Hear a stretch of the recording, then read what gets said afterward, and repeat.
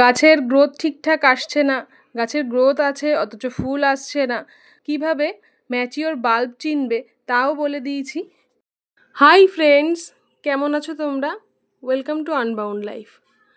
তোমরা তো এতদিনে জেনেই গেছো যে আমার বাগানে যত রকমেরই ফুল আছে তার মধ্যে সাদা রঙের ফুল আমার সবচেয়ে প্রিয়। তো আজকেও সেরকমই একটা ফুল গাছ নিয়ে কথা বলবো, যার রং সাদা, গন্ধ খুব সুন্দর, আর এটা গরমের খুব জনপ্রিয় একটা ফুল।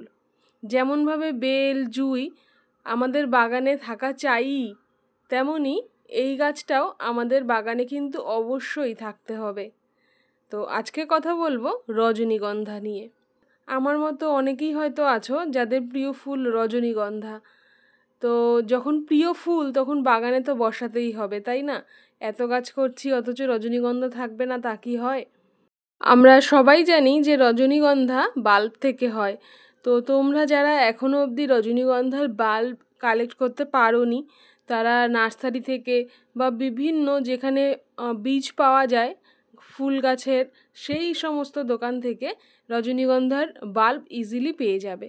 তো সেটা কালেক্ট করে অবশ্যই এখনই বসিয়ে ফেলো, কারণ এই মাস রজনীগন্ধার বাল্ব বসানোর লাস্ট টাইম।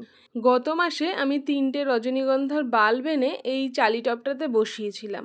আমি 3টে বাল্ব একটা টবেই বসিয়েছি, তোমরা 3টে আলাদা আলাদা টবেও বসাতে পারো। তো দেখো সেগুলো থেকে কিভাবে রুট বেরিয়েছে, কতটা গ্রোথ ভালো, ফিডার রুটগুলো উপরের দিকে পরিষ্কার দেখা যাচ্ছে।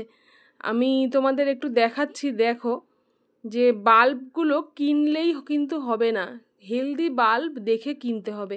অনেকে বলো যে কেন রজনীগন্ধাতে ফুল আসছে না। তো ফুল আসতে গেলে খুব হেলদি যে বাল্বগুলো হয় সেগুলো কালেক্ট করতে হবে। আমি তোমাদের এই টবটা ঘুরিয়ে ঘুরিয়ে যে দেখাচ্ছি, মাটির দিকে একটু ভালো করে খেয়াল করো যে ফিডার রুটগুলো সাদা মতো একদম ওপরের দিকে যেন ভেসে রয়েছে, দেখা যাচ্ছে। আমি তো বললাম রজনীগন্ধার বাল্বগুলো হেলদি দেখে কিনতে, কিন্তু তোমরা কি করে বুঝবে যে কোন বাল্বগুলো হেলদি? রজনীগন্ধার বাল্বগুলো গুচ্ছাকারে পাওয়া যায়। রেইন লিলির বাল্বগুলো যেমন একটা আলাদা আলাদা পাওয়া যায়, ওরকম কিন্তু রজনীগন্ধার বাল্ব হয় না। তো যখন বাল্ব কিনবে তখন দেখবে একটা কন্দ মতো অনেকগুলো বাল্ব একসাথে তোমাদেরকে দিচ্ছে। তো তখন দেখবে মাঝখানে অনেকটা বড় বা ফোলা মতো যে বাল্ব থাকবে সেটাই ম্যাচিওর বাল্ব, আর তার পাশ থেকে ছোট ছোট অনেক বাল্ব থাকবে, ওগুলো কিন্তু ম্যাচিওর বাল্ব না। তো তোমাদের এটা খেয়াল করতে হবে যে বাল্বগুলো তোমাদেরকে দিচ্ছে সেটার মধ্যে কতগুলো ম্যাচিওর বাল্ব আছে। এই দেখো সাইডের দিক থেকে কিন্তু পরিষ্কার দেখা যাচ্ছে, দেখো একদম কার্নিশে দেখো সাদা সাদা রুটগুলো দেখা যাচ্ছে।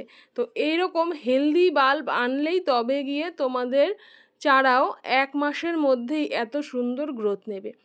তো তোমরা বাল্ব কিনে আনলে, এবারে এটা প্রতিস্থাপনের পালা। তো আমি আগেই বলেছি যে আমি একটা চালি টবে বসিয়েছি, আর এর ডেপথ আছে 6 ইঞ্চি। তো তোমরা 6 ইঞ্চির চালি টবও নিতে পারো, আবার চাইলে যে ডিপ টব বা গ্লাস টব যা আছে তোমরা সেগুলোও নিতে পারো। চালি টব নিলে কি সুবিধা হয়, চালি টবের উপর দিকটা যেহেতু ছড়ানো, তাই এই গাছগুলো সহজেই ছড়িয়ে পড়তে পারে। তোমরা এই চালি টবগুলোতে একটা করেও বাল্ব বসাতে পারো। যদি একটা করে বাল্ব তোমরা বসাও তাহলে 1 বছর হয়ে যাবে, দ্বিতীয় বছরেও তোমাদেরকে রিপোর্ট করতে হবে না। আর যদি তোমরা আমার মতনই প্রথমে 2টো বা 3টে বাল্ব একই টবে বসাও, তাহলে 1 বছর পর তোমাদের সেগুলো রিপোর্ট করতে হবে। তো পছন্দ তোমাদের। এবারে কেমন মাটি নেবে, তো যে কোনো বাল্বকে বসানোর আগে সেই গাছের নেচার জেনে নিয়ে তারপরে বসানো দরকার। তো চলো এবারে মাটির প্রিপারেশনটা দেখিয়ে নিই। দেখো এখানে আমরা নিয়ে নিয়েছি 1 ভাগ নর্মাল গার্ডেন সয়েল, আর তার সাথে নেব 1 ভাগ সিলভার স্যান্ড বা নদীর সাদা বালি। এবারে এই সাদা বালি মাটির সাথে খুব ভালোভাবে মিশে যায়। তার সাথে নিচ্ছি 1 ভাগ কম্পোস্ট, তোমরা ভার্মি কম্পোস্টও নিতে পারো, কিচেন কম্পোস্ট বা কাউডাং কম্পোস্টও নিতে পারো। আর 1 ভাগ নিচ্ছি কোকোপিট। এই কোকোপিটটা নিলে কি হবে, মিডিয়াতে অল্প ময়েশ্চার থাকবে। কোকোপিটের পরিমাণ বেশি দেবে না, কারণ যদি বেশি দাও তাহলে কিন্তু জল বেশি ধরে রাখবে, তাতে কিন্তু বাল্বগুলো পচে যাবে। তো এই সব কিছুকে মিশিয়ে একটা ভালো মিক্সচার তৈরি করে নেব। আমি যেহেতু গাছটা আগেই বসিয়ে রেখেছিলাম আর গাছের হেলথ কন্ডিশন সবটাই তোমরা দেখতে পাচ্ছ, তো এখন আর আমি তোমাদের গাছ বসিয়ে দেখাচ্ছি না। এবারে খাবার দাবারের প্রসঙ্গে আসব। তার আগে বলবো জল দেওয়ার বিষয়। এই গাছে জল খুব সাবধানে দেবে, বুঝে দেবে, কারণ বাল্ব জাতীয় যে গাছগুলো হয় সেগুলোতে জল একটু কম হলে অসুবিধে হয় না, কিন্তু কোনোভাবেই যেন বেশি না হয়। তাই টবের মাটি ভালোভাবে না শুকানো পর্যন্ত কোনোভাবেই জল দেবে না। এবারে সূর্যালোক। রজনীগন্ধা কিন্তু ভীষণ রোদ পছন্দ করে, তাই জন্য যেখানে 6 থেকে 7 ঘন্টা গাছ রোদ পাবে এরকম জায়গাতেই এই টবকে রাখতে হবে। যদি গাছ ভালো রোদ না পায় তাহলে কিন্তু রজনীগন্ধাতে ফুল আসবে না, শুধু পাতাই পাবে।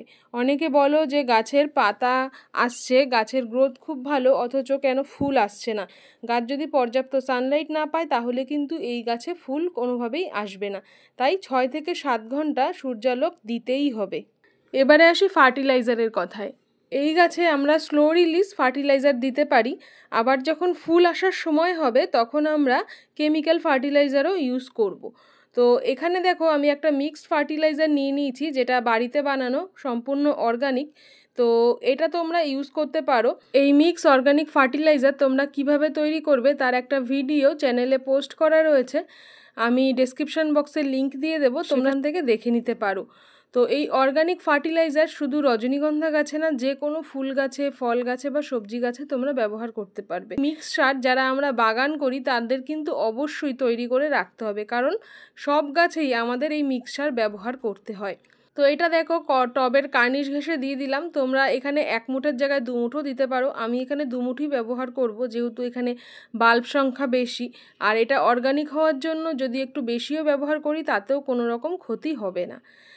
আর তোমাদের যাদের কাছে এই মিক্সচার তৈরি করা নেই তারা 2 চামচ শিংকুচি, 2 চামচ হাড় গুঁড়ো আর তার সাথে 1 মুঠো ভার্মি কম্পোস্ট মিশিয়ে ব্যবহার করতে পারো।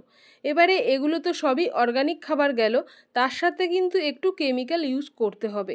এটা যেহেতু ফুল গাছ তাই কেমিক্যাল ফার্টিলাইজার ইউজ করলে কোনো রকম অসুবিধা হবে না। তা একটা বাটির মধ্যে আমি এই কেমিক্যাল ফার্টিলাইজারের মিক্সচারটা তৈরি করে দেখাচ্ছি। এখানে আমি নিয়ে নেব 1 চামচ পরিমাণে লাল পটাশ বা এমওপি। তো এই এমওপি বা লাল পটাশ ফুল আনতে খুব সাহায্য করে, কিন্তু খেয়াল রাখবে এটা কিন্তু বেশি পরিমাণে দেওয়া যাবে না। এটা যেহেতু কেমিক্যাল ফার্টিলাইজার আর এর তেজটা খুব বেশি, সেই জন্য বেশি যদি দাও তাহলে কিন্তু গাছের শিকড় পুড়ে যাবে। আর তার সাথে দেব 1 চামচ পরিমাণে সিঙ্গেল সুপার ফসফেট। তো এই দুটো মিক্সচারকে ভালোভাবে মিশিয়ে নেব। সিঙ্গেল সুপার ফসফেট বাল্বগুলোর গ্রোথে খুব সাহায্য করবে, আর যখন বাল্বগুলোর গ্রোথ ভালো হবে, বাল্বগুলো হেলদি থাকবে, তখনই কিন্তু ভালো ফুল আসবে। তাই জন্য আমাদেরকে সিঙ্গেল সুপার ফসফেট অবশ্যই দিতে হবে। এবারে এই সব কিছুকে ভালোভাবে মিশিয়ে নেব আর তারপরে টবের কার্নিশ ঘেঁষে দিয়ে দেব।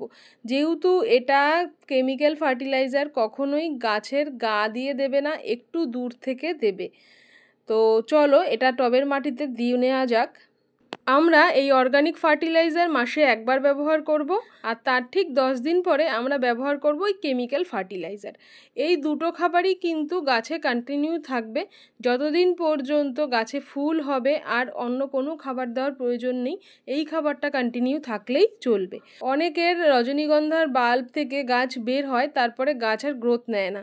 তো যাদের গাছের গ্রোথ নিতে চায় না, গ্রোথে সমস্যা হচ্ছে, তারা টবের সাইজ অনুযায়ী ডিএপি ব্যবহার করবে। মানে যদি 8 ইঞ্চির টব হয় তাহলে 8টা বড়ি ব্যবহার করবে, আর যদি 6 ইঞ্চির টব হয় তাহলে 6টা বড়ি ব্যবহার করবে। আর বড়িগুলো অবশ্যই টবের কার্নিশ ঘেঁষে দেবে, তারপরে দিয়ে দেবে পর্যাপ্ত পরিমাণে জল। তো এই খাবার দিলেই গাছের গ্রোথ ঠিক থাকবে, গাছে ফুল আসবে ভালো, আর কোনো সমস্যা থাকবে না। আর পরিচর্যা বলতে বাল্ব জাতীয় গাছে কিছু লেদা পোকার আক্রমণ হয়, তো সেই জন্য আমরা কাকা বা নিম অয়েল, যেগুলো সাধারণত আমরা ব্যবহার করি, সেই পেস্টিসাইড ইউজ করলেই চলবে। সপ্তাহে 1 দিন করে নিয়মিত পেস্টিসাইড আমরা ইউজ করব। তো কেমন লাগলো তোমাদের আজকের ভিডিও কমেন্ট বক্সে অবশ্যই জানিও। চ্যানেলে নতুন বন্ধু হলে সাবস্ক্রাইব করে সাথে থেকো, আর পাশে থাকা বেল আইকনটা প্রেস করতে কিন্তু ভুলো না। আর এই ভিডিওগুলো বন্ধুবান্ধবদের মধ্যে অবশ্যই শেয়ার করে দিও। আচ্ছা তাহলে আসি, ভালো থেকো।